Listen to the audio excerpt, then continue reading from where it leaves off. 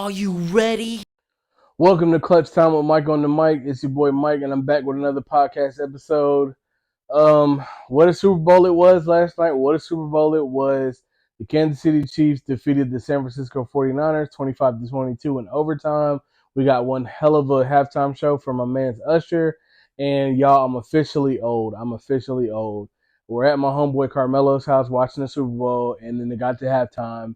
And right before Usher came out on the stage, my boy Jack with his two sons, Grayson and Walker, Grayson asked me, "Hey Mike, is Usher any good?" When you talk about somebody that was in disbelief, I mean disbelief. I was like, "What do you mean is Usher good?" I was like, "Usher's a legend. Usher's one of the goats." He's like, "Well, I've never listened to him." I was like, "I forget. You're young, really young. Like Jesus, Lord have mercy." And then he heard one song. He's like, "No, I've heard that song." He's like, "That one's okay." I was like, "Yeah." Some of this music you'll understand when you get older. You're too young. He's only in sixth grade, so he don't get it yet, but he'll get it eventually. Usher's one of the goats. It was great performance. Poor Alicia Keys. Boo Boo, you was all the way off key to start with, but I mean she redeemed herself. It was good, and shout out to her with that guitar solo. And shout out to Luda and Lil Jon for showing up. They didn't do Lovers and Friends, but I mean I get it. I understand. It's Super Bowl.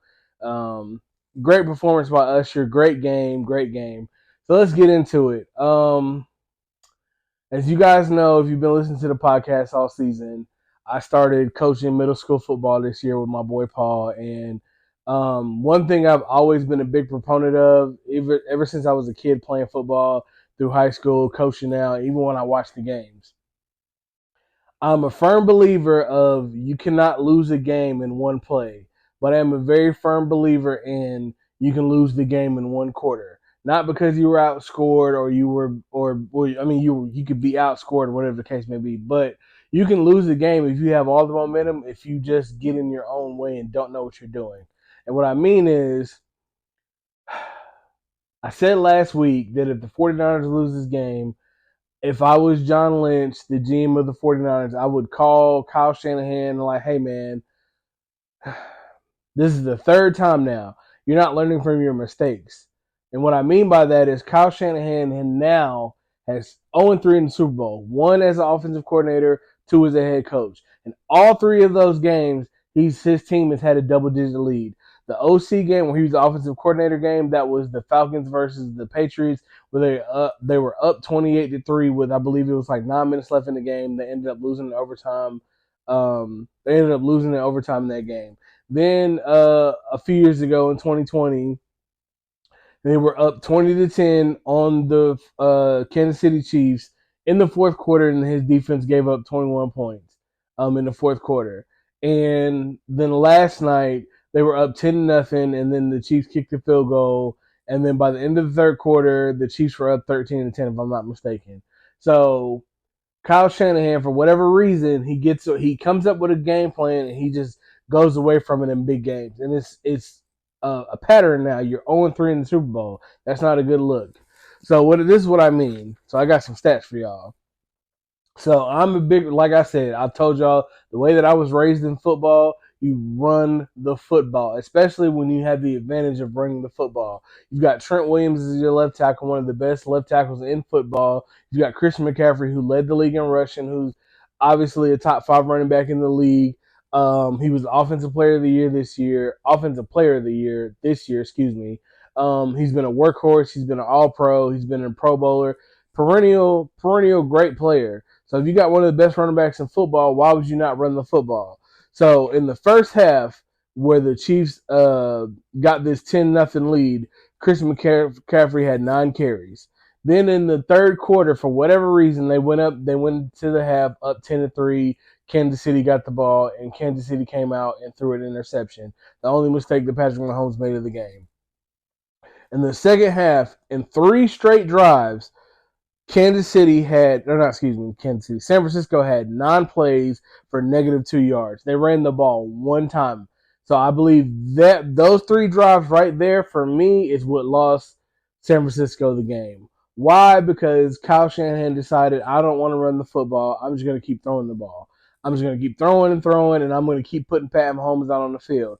Now, if you guys know, like I know, you give any great player so many opportunities, they're going to pick you apart. Pat Mahomes is no different. If you are stifling Tom Brady all game, and then in the fourth quarter you switch it up and you start showing him stuff, or you start giving him more opportunities to do what he does, he's going to come back in the Super Bowl down 28-3 and come back and win that game. That's what he's going to do.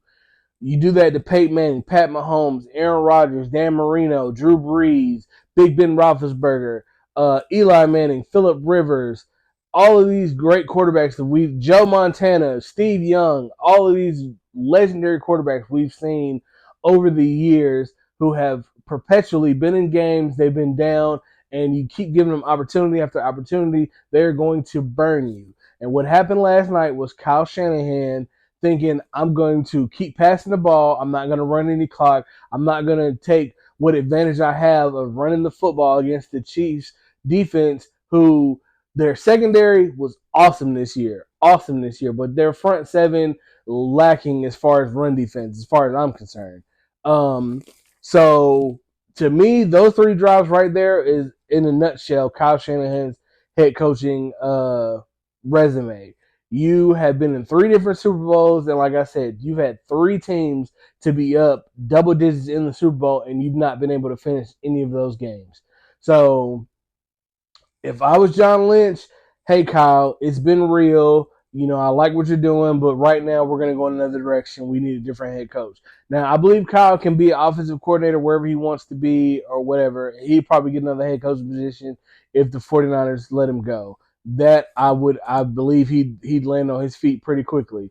But as far as it comes to big games, as a GM and knowing his history, I would probably pull him to the side. I'd write in his contract, like, if we make it to the Super Bowl, you are not going to call plays. Or if we make it to the playoffs, period, you're not going to call plays. So that way it gives the players time to adjust to a new play caller. Because you being the head coach and being the play caller is obviously not working because you can't feel the game. In any game that you watch, there's always a turning point in the game, whether it's momentum or it's a big turnover, whatever the case may be. And as a coach, as a player, you have to be able to feel that. You have to know, like, yo, if we don't come out right now and score, we're going to mess around and lose the game. We're going to lose all our momentum, and we're not going to be able to get it back. And that's what happened last night. The Chiefs went into the half down 7 points. Then they came out and threw a pick. Right when they threw that pick, that's when the 49ers should have went for the kill shot. You should have came up with your best plays to get you to go down and score a touchdown or a field goal to either go up 13-3 or go up 17-3. If you go up 17-3 in the game, with the way that the game went last night and the way that the 49ers were playing defense, I don't think, as great as Patrick Mahomes is, I don't think that he'd have been able to come back 14 points on the 49ers defense. That's just me, and that was the way that the 49ers defense was playing. But, I mean, we'll never know because when they got the pick, when the 49ers got the pick, Kyle Shanahan decided to come out and throw three straight passes, and I think he ran maybe a minute off the clock. Probably not even a minute. Probably they got -1 yard. And then the next drive, same thing, three plays, -1 yard. And then the drive after that, three plays, 0 yards. And their defense was holding the Chiefs in check.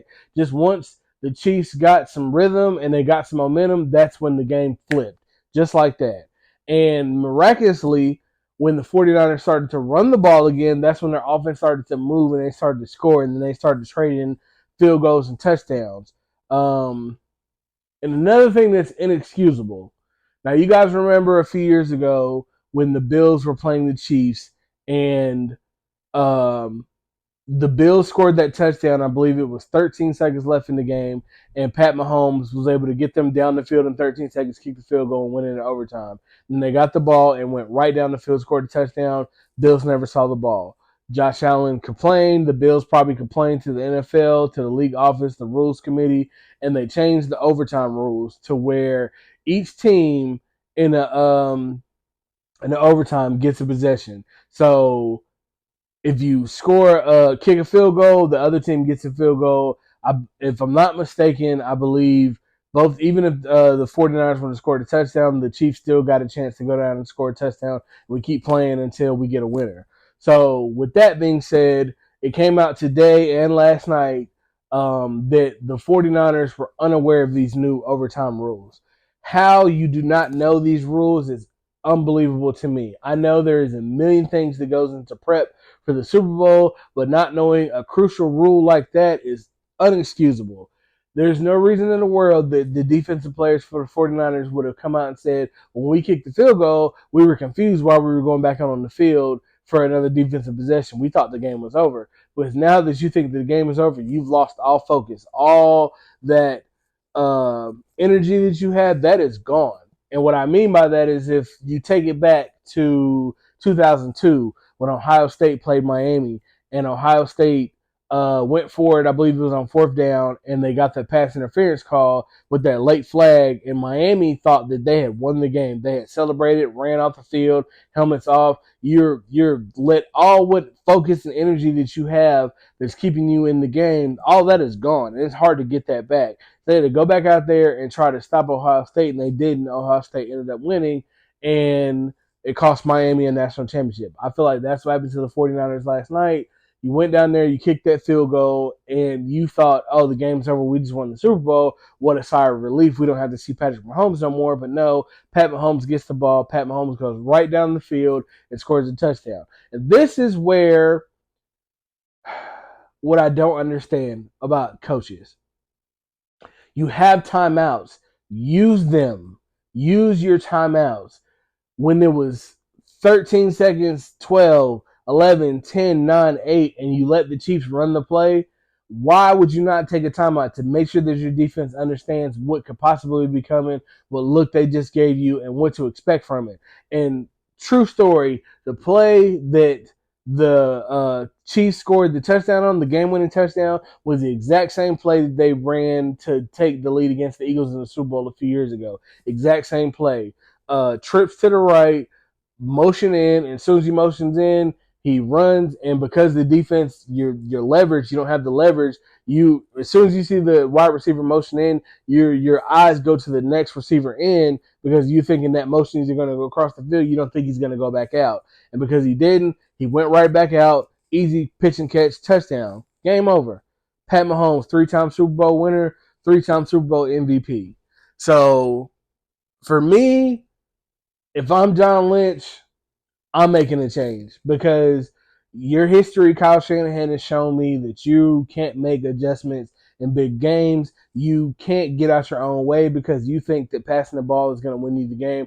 I don't know if you just have an affinity for passing the ball instead of running the football, but any good coach will tell you you want to keep a generational transcendent quarterback like Pat Mahomes off the field. You know how you keep him off the field? You run the football. You run the football. So, some more stats for y'all. Pat Mahomes last night was 34-46, 330 yards, 2 touchdowns, 1 pick. And like I said, he had that one mistake where the ball just sailed on him and it was intercepted. Brock Purdy last night was 23-38 for 255 yards and 1 touchdown. Christian McCaffrey had 22 carries for 80 yards, 8 receptions for 80 yards, and a touchdown. So Christian McCaffrey did what he was supposed to do. Now, instead of 22 carries for me, he would have had 40 carries. I would have ran the ball until I couldn't run the ball no more because it was working. My offense was clicking when he was running the football. Our offense completely bogged down once we stopped running the football. And like I said, Kyle Shanahan now is 0-3 in Super Bowls. He's had double-digit leads in all 3 games. He's 0-2 as a head coach. And he's 0-1 as an offensive coordinator. So shout out to 49ers. Shout out to the Chiefs, excuse me. Shout out to Pat Mahomes for doing Pat Mahomes things. And now the conversation shifts. Now, like I told y'all last week, is Pat Mahomes now in the GOAT conversation. And for me, he is. Because at 28 years of age, Pat Mahomes, let me read some more stats to y'all. Oops. Let me read some more stats for y'all. So Pat Mahomes at age 28 compared to Tom Brady at the same age. They both played 96 games. The quarterback record, Tom Brady was 70-24, Pat Mahomes 74-22. So 2-game difference. Completion percentage, Tom Brady 61.9, basically 62%. Pat Mahomes 66.5, basically 67%. Pass yards, Tom Brady 21,564, Pat Mahomes 28,424. Pass yards per attempt, Tom Brady 7, Pat Mahomes 7.9, basically 8. Pass yards per game, Tom Brady 224.6, basically 225. Pat Mahomes 296.1, so 296.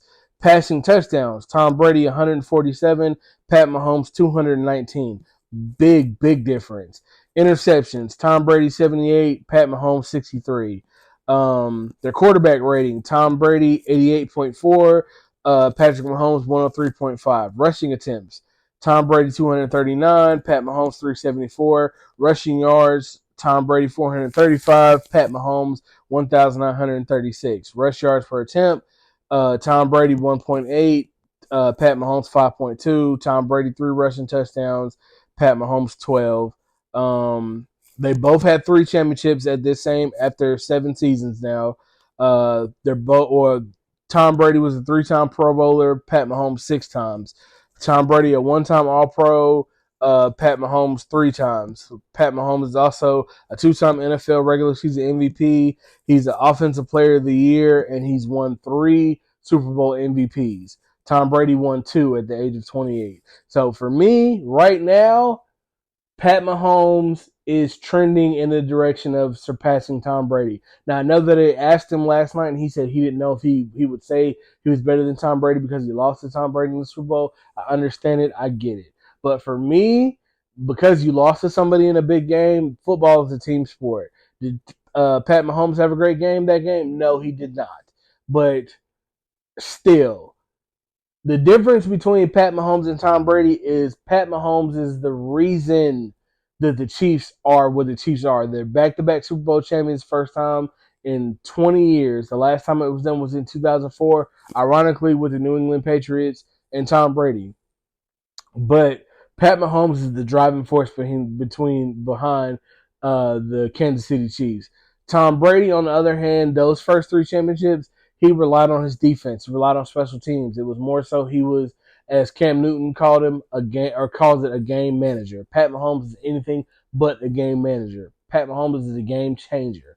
Pat Mahomes is the reason that the Chiefs are, in my eyes, a dynasty right now. They've won 3 Super Bowls in the last 6 years, and I don't see it stopping. Whoever you put in there, as long as Andy Reid to me is the head coach, as long as Pat Mahomes is the quarterback, and as long as Travis Kelce is the tight end, then they can put in whoever they want to at wide receiver, and Pat Mahomes is going to figure it out. He's going to figure it out. They are phenomenal at what they're doing right now.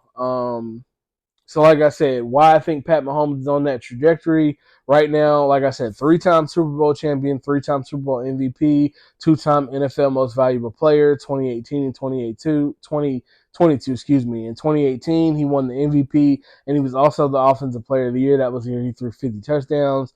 2-time First Team All-Pro, 2018 and 2022. Second Team All-Pro, 2020. 6-time Pro Bowler from 2018 through 2023. Every year he's been a starter in the league. 2 times NFL passing touchdown leader. Both times he won MVP, 2018 and 2022. 2022 he was NFL passing yards leader. 2020 he was the Sports Illustrated Person of the Year.